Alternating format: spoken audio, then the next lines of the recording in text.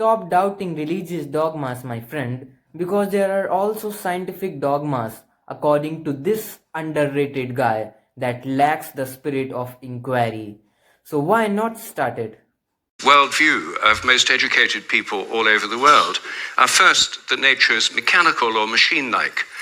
The universe is like a machine, animals and plants are like machines, we're like machines. In fact, we are machines.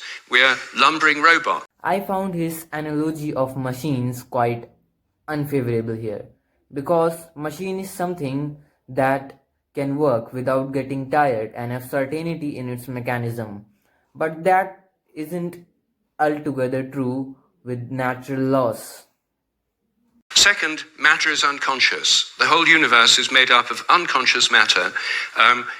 There's no consciousness in stars, in galaxies, in planets, in animals, in plants, and there ought not to be any in us either, if this theory is true.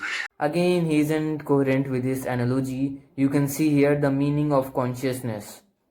Animals are conscious and we are more conscious than animals, but inorganic things like water and rock are maybe unconscious. This is trying to prove that we're not really conscious at all. So the matter's unconscious, then the laws of nature are fixed. This is dogma 3.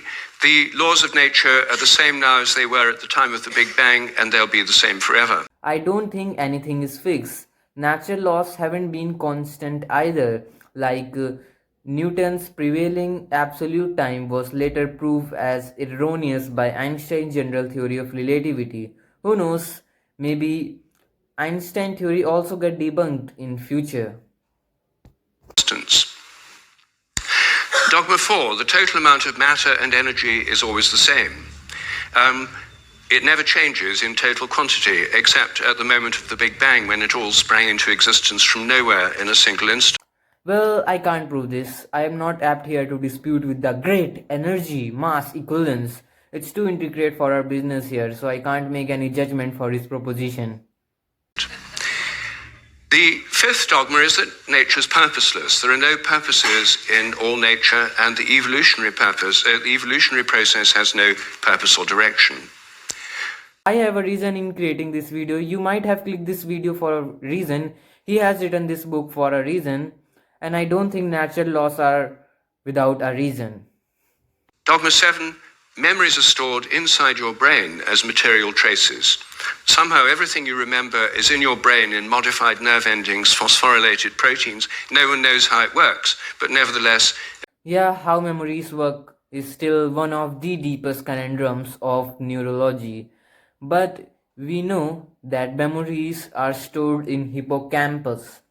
But the advancement in technology has been modifying our usage of memories, like books and journals can literally store our memories without any change for eternal. I'm going to take first the idea that the laws of nature are fixed. This is a hangover from an older worldview before the 1960s. Mind can sometimes act like a synonym for brain, which you can only accept here, not in peanuts. 9, which follows from dogma 8, psychic phenomena like telepathy are impossible. Your thoughts and intentions cannot have any effect at a distance because your mind's inside your head. Therefore, all the apparent evidence for telepathy and other psychic phenomena is illusory. People believe these things happen, but it's just because they don't know enough about statistics. Well, we can imply many things by physical gestures, but I don't think I have much to say about telepathy. I'm going to take first the idea that the laws of nature are fixed. This is a hangover from an older worldview before the 1960s, when the Big Bang theory came in. People thought that the whole universe was eternal, governed by eternal mathematical laws. When the Big Bang came in, then that assumption continued, even though the Big Bang revealed a universe that's radically evolutionary, about 14 billion years old, growing and developing and evolving for 14 billion years, growing and cooling, and more structures and patterns appear within it. But the idea is all the laws of nature were completely fixed at the moment of the Big Bang, like a cosmic Napoleonic code. As my friend Terence McKenna used to say, modern science is based on the principle, give us one free miracle and we'll explain the rest. And the one free miracle is the appearance of all the matter and energy in the universe and all the laws that govern it from nothing in a single instant. Well, a dogma is something that cannot be questioned and remain constant, but that is not the case with science. It has been modifying and will remain modifying when new, especially contrary evidence arrives. Maybe a biologist should not utter much about Big Bang, and scientific model could not explain why and can only explain how, to restate Stephen Hawking's word. So I haven't read his underrated book The Science Delusion, but as he has cited, it is mainly centered on these 10 dogmas, which I am quite uncozy with their analogies.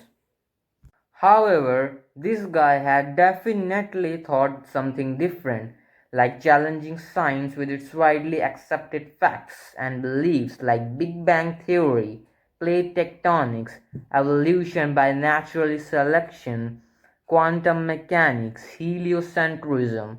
These can be termed as scientific dogmas because specialist scientists don't like anything that challenges their well-established theories based on reason.